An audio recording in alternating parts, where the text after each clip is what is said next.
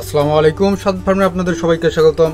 তো বরাবরের মতো আবার সপ্তাহ শেষে পাখির ডিমগুলো নিয়ে আবার ইনকিউবেটরে বসানোর জন্য আমি রেডি হচ্ছে। ফ্রিজ থেকে প্রথমে আমি বের করে নিলাম এবং ডিমগুলো বের করার পরে এখন ফ্যান দিয়ে আমি প্রায় 3 ঘন্টার মতো বাইরে রেখে দেবো, যাতে স্বাভাবিক তাপমাত্রায় এটা সামঞ্জস্য হয়ে যায়। এবং এগুলো হচ্ছে আপনার পরিষ্কার করতে হবে এবং অনেক কাজ রয়েছে যেগুলো আপনাদের এর আগেও বলছি। তো আমি এর জন্য 3 ঘন্টা অপেক্ষা করব। তো 3 ঘন্টা পর চলে আসলাম আবার।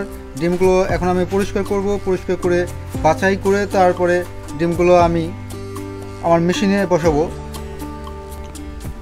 তো ডিমগুলো পরিষ্কার করার জন্য এই ধরনের কাপড় নিতে হবে। কাপড় নিয়ে আপনাদের ডিমগুলো প্রত্যেকটা সুন্দরভাবে পরিষ্কার করতে হবে, যাতে এর সঙ্গে কোনো মল লেগে না থাকে এবং আদার যে নোংরাগুলো থাকে। এবং ফ্রিজ থেকে যেহেতু বের করা হয়েছে, এর সঙ্গে অনেকগুলো নোংরা থাকতে পারে, যেমন এগুলো স্যাঁতস্যাঁতে থাকতে পারে। এর জন্য প্রথমেই এগুলো পরিষ্কার করে আরেকটা পাত্রে সুন্দরভাবে রাখতে হবে, সাবধানে, যাতে এটার খোলস ভেঙে না যায়। কারণ যদি খোলস ভেঙে যায় সেই ডিমে আর বাচ্চা ওঠার সম্ভাবনা নাই, কারণ এর ভিতরে শুকিয়ে নষ্ট হয়ে যাবে ডিমটা পরবর্তীতে। তো এই ডিমগুলো আমি অনেকক্ষণ রেখে দিয়েছি, প্রায় সকালে রেখে দিয়েছি। তো নামাজ শেষে এটা আমি পরিষ্কার করে এগুলো আমি বাছাই করার পরে মেশিনে দিব।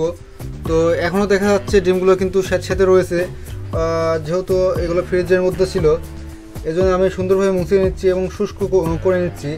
অবশ্যই আপনারা এই কাজগুলো করে রাখবেন, আর ফ্যানটা অবশ্যই চালু করে রাখবেন, যেহেতু এটা ভেজা থাকলে সমস্যা হতে পারে। কেননা এটা এখনও অনেক ঠান্ডা হয়ে রয়েছে, যেহেতু চারদিকে বৃষ্টি হচ্ছে এখনও। এজন্য একটু সাবধানতা বেশি অবলম্বন করতে হবে। তো এভাবে পরিষ্কার করবেন আপনারা সবাই। পরিষ্কার করার পর ছোটো ডিম না দেওয়াটাই বেটার, কেননা ছোটো ডিমে আপনার পারফরমেন্সটা বেশি একটা ভালো হবে না। এদিকে আপনাদের খেয়াল রাখতে হবে অবশ্যই।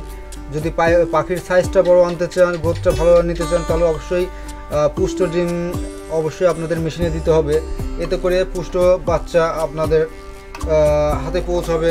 এই যে আমি এই পাত্রে সুন্দরভাবে মুছে এখানে রাখতেছি। তো এজন্য আপনারা ফ্রিজ থেকে বের করার পর প্রায় 2-3 ঘন্টা রাখবেন।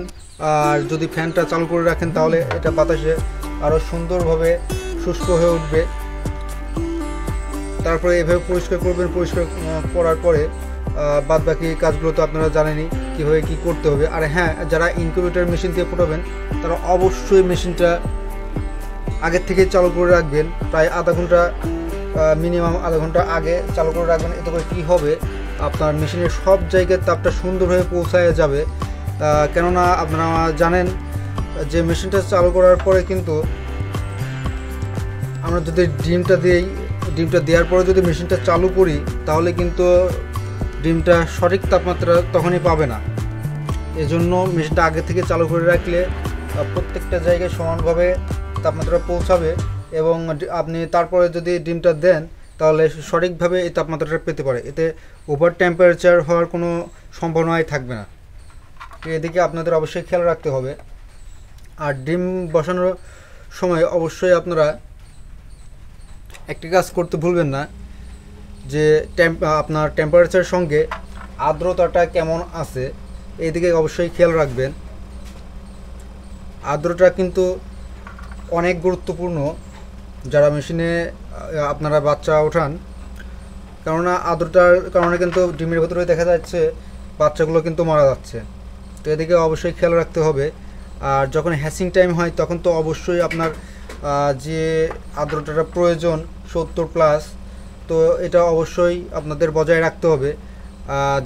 যাতে অটো মেশিন আছে, দেখুন এই ডিমটা কিন্তু আমার মুছতে গিয়েই খোলস যেহেতু পাতলা, এটা কিন্তু দেখুন এটা কিন্তু ভেঙে গিয়েছে। তো এটা আমি এখনই রিজেক্ট করে দিচ্ছি, আর একটা পাশে রেখে দিচ্ছি।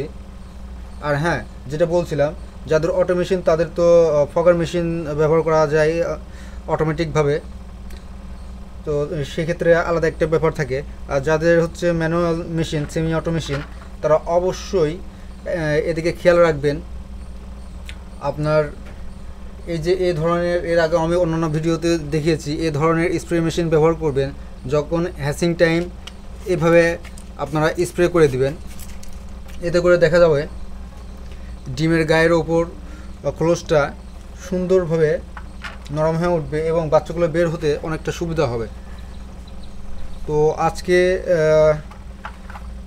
আমার কতগুলো ডিম হলো আমি এখনও গুনে দেখি নাই। তো এগুলো আমার মোছা হয়ে গেলে আমি এটা দেখব কতগুলো ডিম হলো এবং তারপরে আমি এগুলো মেশিনের মধ্যে দিব। আলহামদুলিল্লাহ ডিমগুলো বসিয়ে ফেললাম। তো এখানে এখনও পিস ডিম রয়েছে। এই যে এই পাশে কিন্তু আমার আরও ডিম রয়েছে, যেগুলো হচ্ছে আমি আগামী সপ্তাহে এগুলো হ্যাচিংয়ে দেবো। পাশাপাশি এই ডিমগুলো রয়েছে যেগুলো আপনারা দেখেছেন, আমি এটা নিয়েও ভিডিও করছি। তো এই 5 নাম্বার এবং 6 নাম্বার ট্রেতে এই 2 লাইনে আমি দিয়েছি 51 পিস ডিম, যেটা আমি এখানে লিখে রেখেছি সবগুলো। আর হ্যাচিং হবে এই ডেটটাও আমি লিখে রেখেছি। সবগুলোই আমি লিখে রাখি যাতে কোনো গরমিল না হয়ে যায়। তো এই যে এই ডিমগুলো আমি বাছাই করে রেখেছি। এই সাদাগুলো ডিমগুলো কেন দিলাম না, এইগুলো আপনার ফাটা ফাটা আছে, আর এইগুলা ক্লোজটা অনেক পাতলা, তো এটা আমি এজন্য দিইনি। এগুলা অনেকগুলা ডিম আছে এখানে যেগুলা ছোট ছোট এবং অনেকটা ফেটে গিয়েছে, তো এগুলো আমি রিজেক্ট করে দিছি। তো এখানে আমি ফ্রেশ কোয়ালিটির কিছু ডিম দিয়েছি এবং কিছুদিন পরে ইনশাল্লাহ আবার ক্যান্ডেলিং করে আমি বাছাই করব। তো আপনারা সবাই দোয়া করবেন যাতে প্রতিবারের মতো এবারে এই ডিমগুলোও ঠিকঠাকভাবে হ্যাচ হয়। তো যদি ঠিকঠাকভাবে হয় আপনাদের দোয়াই ইনশাল্লাহ আমি এটা নিয়ে আবার ভিডিও করব। তো এইভাবে যদি আপনারা ডিমগুলো বসান, আশা করা যায় ডিমগুলো পুষ্টভাবে সঠিকভাবে এগুলো ফোটার সম্ভাবনা অনেকটাই। তো আজকের মতো এ পর্যন্ত। ভিডিওটি যদি ভালো লাগে থাকে তাহলে অবশ্যই কমেন্ট করবেন, একটা লাইক করে পাশে থাকবেন সবসময়, এবং আমাদের চ্যানেল নতুন হয়ে থাকলে অবশ্যই চ্যানেলটি সাবস্ক্রাইব করবেন। তো আজকের মতো এ পর্যন্তই। সবাইকে আল্লাহ হাফেজ।